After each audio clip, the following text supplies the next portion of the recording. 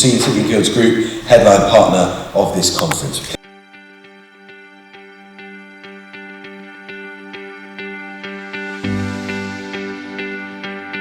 Please welcome David Phillips, the Managing Director of City and Guilds and ILM.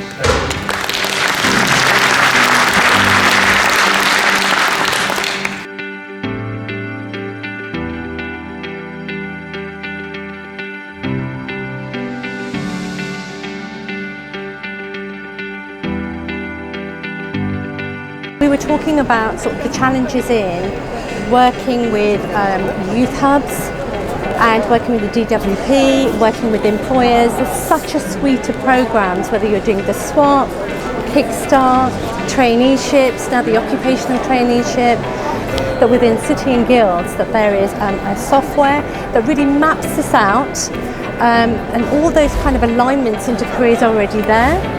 The funding is made quite clear, and for somebody like me who's got to go out, pull these programs together, it's giving me some hard wiring into planning with my partners so that we've got the right courses.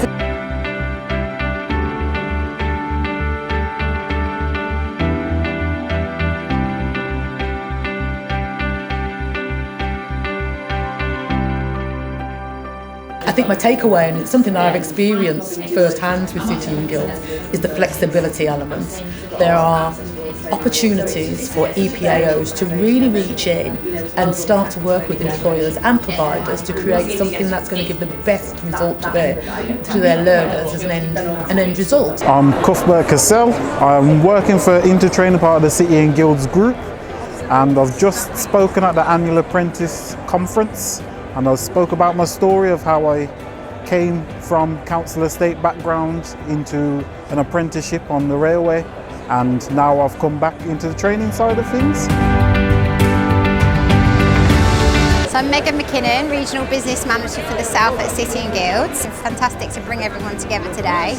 Some really interesting topical conversations. We've been talking about the Green Skills Agenda and what our qualifications are and how we can fit and support that. Underspend conversations with regards to adult skills budget and the utilisation and our new delivery plans and how to embed those. We're also talking about the real struggles and challenges within the sector. Please welcome Patrick Craven.